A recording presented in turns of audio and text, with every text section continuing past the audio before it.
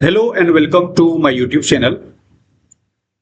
As I have started a series regarding the 71st BPSC aspirants, I have already covered the GS1 and GS2 BPSC mains strategy. Today I will discuss about the essay part. As we know, the essay is the most neglected but the very crucial part of the GS subject. इसमें अब हर aspirant शुरू से ही अपने GS1 और GS2 की तैयारी करते हैं, लेकिन कहीं ना कहीं जो एसे का पार्ट है वो नेग्लेक्टेड रह जाता है। तो आज मैं ऐसे एक अच्छा एसे आप कैसे लिख सकते हैं, किन किन पॉइंट का ध्यान रखें और बीपीएससी का क्या रिक्वायरमेंट है उसके बारे में हम लोग डिस्कस करेंगे। तो सबसे पहले चलते हैं कि एक अच्छा एसे लिखने के लिए हमें क्या करना पड़ेगा, किन किन चीजों का ध्यान देना पड़ेगा, कितने पार्ट में एसे को हम लोग डिवाइड कर सकते हैं, इसकी स्ट्रेटजी के बारे में अच्छे से हम लोग कवर करने का प्रयास करेंगे। सबसे पहले शॉर्ट में जो इसका सिलेबस है एसे का, उसके बारे में हम लोग देख लेते हैं बीपीएससी का। तो बेसिकली बीपीएससी ने अभी पिछले 3 साल से एसे का पार्ट इंक्लूड किया है। 68 बीपीएससी से इसने एसे स्टार्ट किया है, तो 68, 69 और 70 जब आप एनालाइज करेंगे तो देखेंगे कि एसे को पार्ट इसने 3 पार्ट में डिवाइड कर रखा है और हर पार्ट में मतलब सेक्शन 1, सेक्शन 2 और सेक्शन 3 में डिवाइड किया हुआ है। हर सेक्शन में 4 ऑप्शंस दिए होते हैं, उन 4 ऑप्शंस में से एक टॉपिक पे आपको एसे लिखना होगा और उसमें हर जो एसे होगा उसका word limit 700 words to 800 words के बीच आपको लिखना है और 3 एसे है और टोटल मार्क्स 100 है। इट मींस इस सेक्शन से 100 मार्क्स का एसे पूछा जाता है और टोटल मार्क्स जो है आपका 300 टोटल है। Means 100 marks for each essay, there will be 3 essays और उस हिसाब से आपको लिखना पड़ेगा। तो अब हम लोग शुरू करते हैं कि एक अच्छा एसे कैसे लिख सकते हैं। तो उसको लिखने के लिए सबसे पहले हमने एसे को 3 पार्ट में डिवाइड किया है। किसी भी एसे को लिखने के लिए उसे 3 पार्ट में डिवाइड किया जा सकता है। सबसे पहला पार्ट होता है इसका इंट्रोडक्टरी पार्ट, जिसमें इंट्रोडक्शन हम लोग लिखेंगे। दूसरा पार्ट है इसका बॉडी और तीसरा पार्ट है कंक्लूजन। किसी भी एसे को लिखने में अगर हम इन 3 चीजों का ध्यान रखेंगे तो वर्ड लिमिट और टाइम मैनेजमेंट ये सब इशू नहीं होगा। देखते हैं कैसे। अब इंट्रोडक्शन लिखेंगे तो उसमें क्या लिखना है, बॉडी का पार्ट में किन किन चीजों का ध्यान रखना चाहिए और कंक्लूजन में क्या ध्यान रखना चाहिए, वो हम लोग आगे डिस्कस करते हैं। तो सबसे पहले जब भी किसी भी एसे को आप लिखना स्टार्ट करते हैं तो इंट्रोडक्टरी पार्ट में लिखने से पहले, इनफैक्ट एसे लिखने से पहले उसका आप स्ट्रक्चरिंग पहले अच्छे से कर लें। जो पीछे रफ पेजेस दिया होता है उसमें हर टॉपिक के लिए, चूंकि बेसिकली आपको 3 घंटे में 3 एसे लिखना है, 1-1 घंटे में हर एसे को लिखना है, तो कम से कम 5 से 7 मिनट एसे लिखने से पहले उसके स्ट्रक्चरिंग पर ध्यान दें कि जो आप स्ट्रक्चर करेंगे एसे, जो एक्चुअल में लिखेंगे, उनमें किन किन चीजों को ध्यान रखेंगे। तो सिर्फ 1 वर्ड और 2 वर्ड कीवर्ड के फॉर्म में आप स्ट्रक्चर पीछे तैयार कर लें। जो रफ पेजेज होता है उसमें इंट्रोडक्शन में किन किन चीजों पे आप ध्यान रखेंगे या क्या क्या उससे रिलेवेंट हो सकता है, दूसरा जो है बॉडी पार्ट में क्या क्या हो सकता है और तीसरा जो है कंक्लूजन पार्ट में क्या क्या हो सकता है। अगर आप स्ट्रक्चरिंग कर लेंगे तो दिमाग आपका ऑटोमेटिकली उसमें फंक्शन करने लगता है। जब आप लिखते रहते हैं तो उसमें कई सारे चीज जो आप सिर्फ लिखना स्टार्ट कर देते हैं उस समय आपके दिमाग में नहीं आता। स्ट्रक्चरिंग करने के बाद जो है आपके दिमाग में बहुत सारी चीजें जो आपने पढ़ा है उससे रिलेवेंट चीजें आने लगती है। अब हम लोग ये देख लेते हैं कि जो इंट्रोडक्टरी पार्ट है उसमें किन किन चीजों का ध्यान रखना चाहिए, क्या क्या इंट्रोडक्शन में लिखा जाता है किसी भी ऐसे। तो सबसे पहले ये ध्यान रखेंगे कि जो भी आप इंट्रोडक्शन लिख रहे हैं वो रिलेवेंट हो उस टॉपिक के रिगार्डिंग। दूसरा, इंट्रोडक्शन जब भी लिखेंगे वो जो है टोटल टॉपिक का मीन 700 अगर वर्ड्स है तो मैक्सिमम आप 80 to 100 वर्ड्स जाएंगे, उससे ज्यादा इंट्रोडक्शन बहुत ज्यादा नहीं लिखना है। इनफैक्ट 100 भी ज्यादा हो जाता है। आप 60 to 70 वर्ड्स में उसका इंट्रोडक्शन लिख सकते हैं। वो शॉर्ट और कॉन्साइज होना चाहिए। तीसरा है कि इंट्रोडक्शन इस तरह से लिखें कि थोड़ा कैची हो, थोड़ा इंटरेस्टिंग, मतलब जिनसे पढ़ने से लगे कि आगे जो कुछ कंटेंट आने वाला है बहुत अच्छा आने वाला है। और ये एक बेसिक कंडीशन होता है कि एक अच्छा एसे का जो इंट्रोडक्शन है इस प्रकार से होना चाहिए। इसमें हम लोग अगर और आगे बढ़े, अब एसे में लिखना क्या है, ये तो है कि कैची हो, कंसाइज हो, शॉर्ट हो और रिलेवेंट टू द टॉपिक हो, लेकिन हो क्या उसमें ये निम्नलिखित 4-5 चीजों का आप ध्यान रखेंगे कि जब भी आप एसे को लिखते हैं तो पहले वो टॉपिक देख लें कि टॉपिक किस चीज से रिलेटेड है, क्या टॉपिक कर रहा है उसको पहले आप अच्छे से आपको समझना होगा, और उसके बाद अगर वो टॉपिक इस तरह का है जिसमें हम किसी कंटेम्प्रेरी इवेंट से स्टार्ट कर सकते हैं क्या, इसमें रिपोर्ट या इंडेक्स का हम जिक्र करते हुए स्टार्ट कर सकते हैं, तो ये चीज देख लें। या फिर क्या हम उस टॉपिक को उस इंट्रोडक्शन में जो है किसी डेफिनेशन से हम लोग उसको स्टार्ट कर सकते हैं, या फिर कोई फिक्सियस स्टोरी हो या मैथोलॉजिकल नैरेटिव्स हो उससे हम लोग उसको कर सकते हैं, या फिर कोई कोट लिख के जो है उसका जो है इंट्रोडक्शन स्टार्ट किया जा सकता है। तो ये 4-5 तरीके हैं जिसमें से कोई एक या दो आप स्ट्रेटजी अपना सकते हैं, जिससे कि एक इंट्रोडक्शन स्टार्ट करने का और उसको लिखने के लिए आपको एक अच्छा मटेरियल मिल सकता है। तो इस 4-5 पॉइंट पे अगर आप ध्यान देंगे तो आपको किसी ना किसी कैटेगरी के तहत जो है आपको ये लग जाएगा कि कोई ऐसे को किस तरह से लिखा जा सकता है। अब जो उसका सेकंड इंपॉर्टेंट पार्ट और ब्रॉडर पार्ट आता है वो बॉडी होता है। बॉडी में ही बेसिकली उन सभी पॉइंट्स को डिस्कस किया जाता है जो कि उस एसे की रिक्वायरमेंट होती है।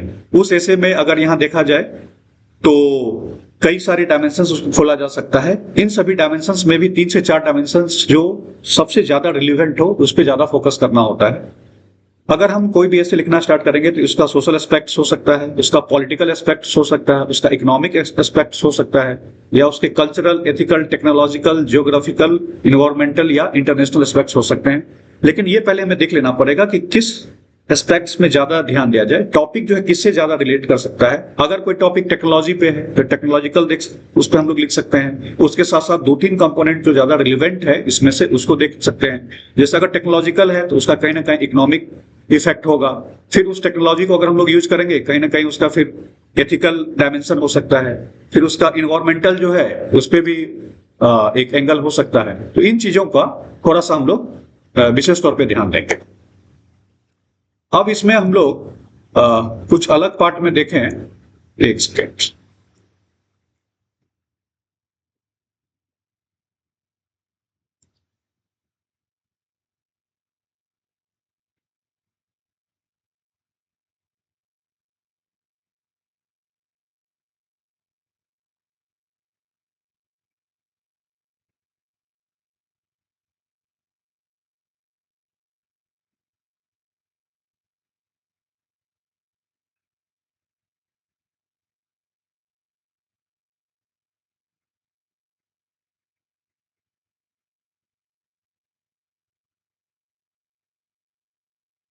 जी हाँ, तो जैसा कि मैं बता रहा था कि इसमें जो कई सारी डायमेंशंस हैं, तो जैसे टेक्नोलॉजिकल पे अगर कोई ऐसे आया है, टेक्नोलॉजी पार्ट पे आया है, तो उसका कुछ टेक्नोलॉजिकल डायमेंशन तो है ही है, उसका कुछ इकोनॉमिक डायमेंशन होगा, उसका कुछ जो है आपको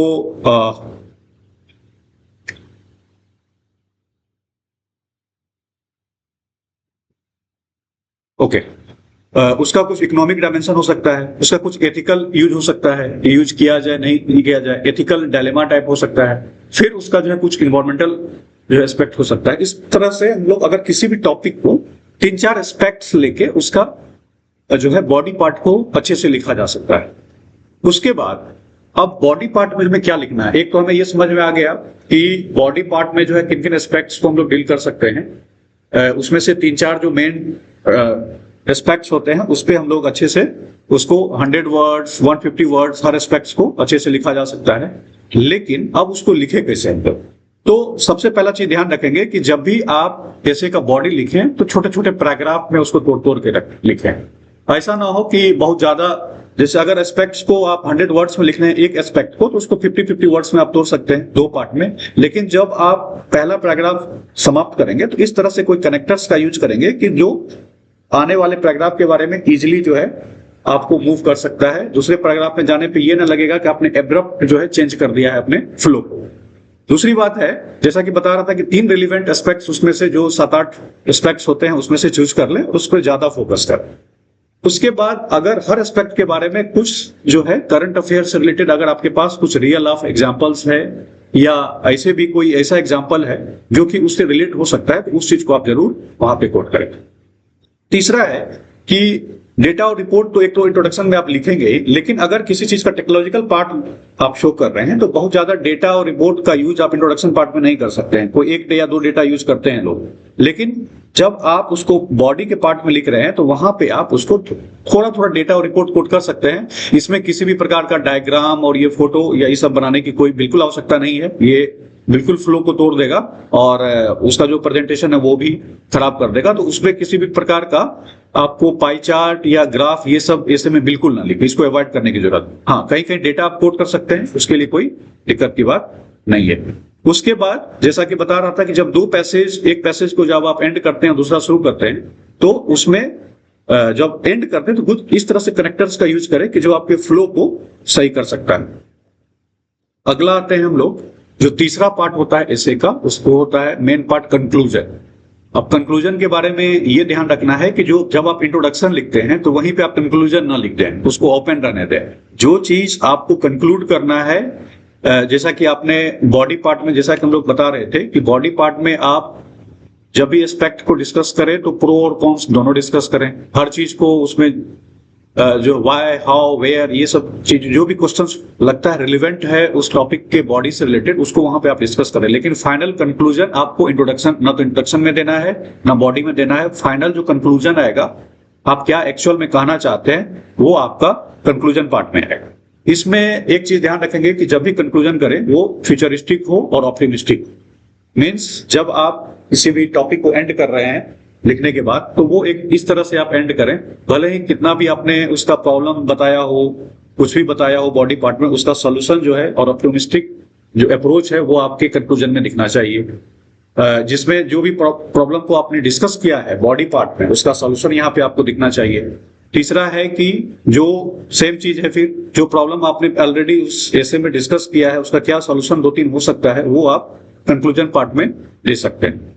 और ये चीज जरूर रखें कि फ्लो, जिस फ्लो के बारे में आप पहले से लिखते हैं, मीन्स जब आप कंक्लूजन लिख रहे हैं तो जो आपने इंट्रोडक्शन में जिन चीजों का जिक्र किया है, जिन चीजों का जिक्र आपने बॉडी में किया है, उसी से रिलेटेड आपको एंडिंग करना है। एंडिंग कुछ और लिख के या इस तरह से नहीं होना चाहिए। तो ये एक बहुत जरूरी हो जाता है किसी भी कंक्लूजन लिखने का, ऐसे का। अब हम लोग एक बीपीएससी का एक एग्जाम्पल देख लेते हैं, जो इस बार इसने ये किया हुआ है, किस प्रकार का क्वेश्चन। 70th बीपीएससी के मेंस का ऐसे पेपर का ये क्वेश्चन है। उसमें हम लोग ईच पार्ट जो अभी बताया था उसको हम लोग देख सकते हैं कैसे इसमें यूज किया जा सकता है। जैसे कि पहला टॉपिक इसने यहाँ पे दिया है इंपॉर्टेंस। पहले तो ये 3 सेक्शन में डिवाइडेड है। सेक्शन 1 100 मार्क्स, सेक्शन 2 100 मार्क्स यहाँ भी है, और सेक्शन 3 भी 100 मार्क्स का है। चारों में जब आप देखेंगे तो 4 ऑप्शन दिए हुए हैं, किसमें से किसी एक पर लिखना है 700 to 800 वर्ड्स, और तीसरा में भी लिखना है। तीसरा पार्ट जो है प्रोवर्बियल और इस तरह का देता है, जिसमें कि लिखना होगा। फर्स्ट और सेकंड पार्ट में जो अभी हमने स्ट्रेटजी बताया था, वो फर्स्ट एंड सेकंड पार्ट में बहुत इजीली जो है उसको यूज किया जा सकता है। हालांकि जो एक फॉर्मेट होता है कि इंट्रोडक्शन, बॉडी और कंक्लूजन, वो तीनों में यूज किया जा सकता है, लेकिन जो एस्पेक्ट्स के बारे में बताया, जो सोशल, पॉलिटिकल, इकोनॉमिक, टेक्नोलॉजिकल जो है, वो हमारे फर्स्ट सेक्शन और सेकंड सेक्शन में इजीली इंप्लीमेंट किया जा सकता है। जैसे इसमें 4 ऑप्शंस दिए हैं। Importance of India in contemporary global perspective, second दिया हुआ है country development and information technology, यहाँ पे इसने टेक्नोलॉजी से कोरिलेट कर दिया है। तीसरा दिया environmental imbalance is a destroyer of creation, इसमें इन्वायरमेंट से वो कोरिलेट किया है। चौथा है इसमें soil conservation and organic farming. तो ये चारों जब आप देखेंगे तो कहीं ना कहीं आपका इकोनॉमी, टेक्नोलॉजी या इन्वायरमेंट या फिर इन्वायरमेंट, चौथा भी आप इन्वायरमेंट से कोरिलेट कर सकते हैं, तो इससे कहीं ना कहीं रिलेटेड है। तो इसमें तो हमें ये क्लियर हो गया कि ये जो है किस कैटेगरी का पूछा गया है, इन्वायरमेंट से रिलेटेड है, टेक्नोलॉजी से रिलेटेड है। अब इस पार्ट को आप जो है इजिली इंट्रोडक्टरी पार्ट में, अगर जैसे कि अगर हम टेक्नोलॉजी की बात करें, तो कोई अगर रिपोर्ट हो टेक्नोलॉजी के रिगार्डिंग, कई सारी संस्थाएं निकालती है, तो उसको यहाँ पे आप कोट कर सकते हैं। जैसे पेरिस क्लाइमेट है, या फिर और भी कई सारी जो कन्वेंशन हुई है, तो उसमें अगर कुछ रिजल्ट आया है, उससे रिलेटेड कुछ आपने जानते हैं, तो वहां पे आप इंट्रोडक्शन पार्ट में कुछ कोट करते हुए आगे बढ़ सकते हैं। उसी तरह से इन्वायरमेंट इम्बैलेंस, यहाँ भी आप यूज किया जा सकता है। कंट्री डेवलपमेंट इंफॉर्मेशन टेक्नोलॉजी, इसमें भी कई सारी चीजें जो है, कई सारी रिपोर्ट्स टेक्नोलॉजी के रिगार्डिंग या इसके बारे में निकलता है। न्यूज़पेपर में अगर आप कोई करंट अफेयर रिलेटेड इससे कोई नोट्स बना रखा है, वो आपको लगता है कि यहाँ यूज किया जा सकता है, तो वहां पर आप सेट कर सकते हैं।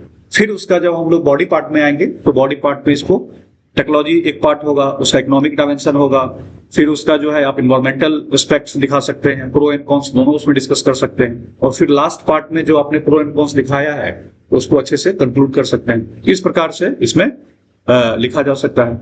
सेकेंड सेक्शन जो है उसमें इसने दिया है, हम लोग एक एक करके पढ़ लेते हैं, कि political will and national security.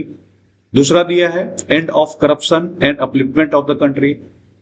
तीसरा है lax law and order is a hindrance to women empowerment. और चौथा है world welfare is impossible without spiritual consciousness. तो इस प्रकार से चार दिया है। इसमें ज्यादा सोशल और पॉलिटिकल एस्पेक्ट्स वाला पूछा गया है, तो इसमें भी उसी तरह का अप्रोच आप रख सकते हैं। आपके करंट अफेयर्स में कुछ ऐसी चीजें होगी जो इनसे कोरिलेट करेगा, या फिर कुछ रिपोर्ट्स होगी सोशल रिलेटेड, या फिर कोई आपने पहले से कुछ डेटा आपके पास है तो वो वहां पे सोर्स को मेंशन करते हुए आप लिख सकते हैं इंट्रोडक्टरी पार्ट में। फिर बॉडी पार्ट में उसको 3-4 एस्पेक्ट्स में तोड़ेंगे, उसके प्रो एंड कॉन्स और पूरा डिटेल में वो करेंगे। कंक्लूजन में भी फिर जो आपने डिस्कस किया है उसको एंड करेंगे। तीसरा पार्ट में भी हम लोग देख रहे हैं, ये थोड़ा सा प्रोवर्बियल और इस तरह का है। इसमें थोड़ा सा आपको सोशल, इकोनॉमिक, पॉलिटिकल वो काम नहीं आएगा। इसमें आपको पहले समझना पड़ेगा कि टॉपिक कहता क्या है, और फिर उसको 3 पार्ट में आप बेसिकली तोड़ सकते हैं। इसमें भी आप इंट्रोडक्शन, बॉडी और कंक्लूजन। लेकिन इसमें एक चीज का विशेष ध्यान रखेंगे कि इसमें टॉपिक को आपको अच्छे से समझना होगा, क्योंकि टॉपिक कभी भोजपुरी में तो कभी मगही में इस तरह से दिया रहता है, और इंग्लिश में भी एक्चुअली इंग्लिश करके यूज किए हुए उसको लिखता है। तो आपको वो चीज समझ लेना होगा कि टॉपिक कहता क्या है। जैसे पहला टॉपिक ये लिखता है कि बनले के साथ ही सबको ही हाँ उड़ी बिगड़ले के केहू नहीं। तो इसमें तो बहुत सारे लोगों को अब इसको समझने में दिक्कत होगा, लेकिन ये स्पष्ट ये कह रहा है कि जो लोग कुछ सक्सेसफुल होते हैं, बने हुए होते हैं, कुछ लाइफ में अचीव किए होते हैं, उसके सभी लोग साथी होते हैं। लेकिन जो लोग उतने सक्सेसफुल नहीं होते हैं, उस तरह होते, उनके कोई नहीं होते हैं। मीन्स जितने सक्सेसफुल लोगों का जो है साथी, फ्रेंड, सभी दुनिया होती है, सभी लोग होते हैं, लेकिन जो सक्सेसफुल नहीं होते हैं उसके नहीं होते हैं। इस तरह से तोड़ के आप इसको आगे बढ़ सकते हैं आप। दूसरा इसमें जो ये लोग दिए हैं, जियते माछी नाही घोटाई, इस प्रकार से दिया है। तो अब इसको जो है किस कॉन्टेक्स्ट में आप इंटरप्रेट कर रहे हैं उसको अच्छे से समझ के वो उस वे में ले सकते हैं। बहुत लोग का होता है कि जो आप मिस्टेक्स करते हैं या फिर कुछ गलतियां करते हैं तो वो इजिली जो है कंफर्टेबली उसको डाइजेस्ट नहीं कर पाते हैं। इस एस्पेक्ट में लेके इसको बढ़ सकते हैं। तीसरा है कि बापक नाम साग पात आ बेटा का नाम परो, मतलब वर्डिंग इस तरह से दिया है कि बहुत लोग इसको समझ नहीं पाएंगे, लेकिन जब आप इसको हिंदी में अच्छे से समझ के लिखेंगे, इंटरप्रेट करेंगे या इंग्लिश में लिखेंगे समझ के, तो अब आपको इसमें दिक्कत होगी। लेकिन इसमें बेसिक ये ध्यान देना है कि कौन सा चारों टॉपिक में आप बेहतर समझ लिए हैं, जिस चीज के बारे में आपको पता है उसका पहले से आपको तैयारी कर लेना होगा। लास्ट में जैसे दिया है जैसन बोवर वैसन कटवर, तो मतलब as you sow so shall you reap, इस तरह से आपने पढ़ा होगा, जैसा बोते हैं वैसा काटते हैं। इस तरह का प्रोवर्ब लोग पढ़ते हैं, लेकिन इसके बारे में आपको 700 to 800 वर्ड्स लिखना है। इसकी अच्छे से तैयारी आपको पहले से कर के रखना पड़ेगा। कुछ अच्छे सारे एग्जाम्पल्स रखने पड़ेंगे, कुछ जो है कंक्लूजन इसका पहले से कुछ इस तरह से तैयार कर लेना पड़ेगा।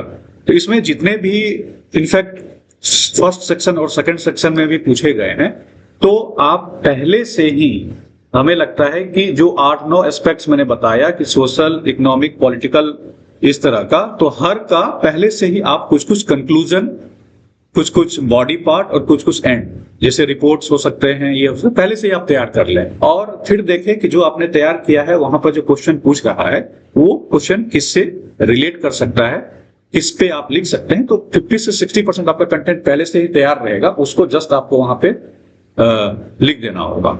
उसमें आप कुछ करंट अफेयर्स का यूज कर सकते हैं, कुछ जो है एट द मोमेंट जब आप स्ट्रक्चरिंग कर रहे हैं वहां पे आप कुछ कंटेंट मिलेगा, कुछ स्टैटिक पार्ट में आप तैयारी किए हुए हैं वहां से आपको मिल जाएगा।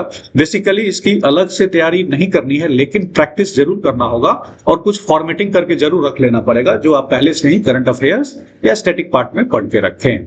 इसमें विशेष तौर पे एक स्ट्रक्चरिंग पे जरूर ध्यान देंगे। किसी भी ऐसे को लिखने से पहले उसका क्या स्ट्रक्चरिंग होगा 5 से 7 मिनट एग्जामिनेशन हॉल में करेंगे। फिर उस पे जब भी आप लिखेंगे तो इस तरह से इस पॉइंट्स का जो भी मैंने जिक्र किया है सभी डायमेंशंस का ध्यान रखेंगे तो इजिली आप 700 to 800 वर्ड्स में एक अच्छा ऐसे लिख सकते हैं। अब हम लोग कुछ बाद में अगले पार्ट में हम लोग कुछ शेयर भी करेंगे GS1 और GS2 का भी, क्या क्या प्रोबेबल क्वेश्चंस हो सकते हैं, ऐसे में भी क्या क्या प्रोबेबल हो सकते हैं क्वेश्चन, संभावित क्वेश्चन, तो उसकी जिससे कि आपको एक तैयारी में हेल्प मिले। तब तक के लिए बहुत बहुत धन्यवाद और इस चैनल को आप लोग सब्सक्राइब कर सकते हैं जिससे कि इजीली नोटिफिकेशन मिलेगा और आगे की तैयारी अच्छी रहेगी। बहुत बहुत धन्यवाद।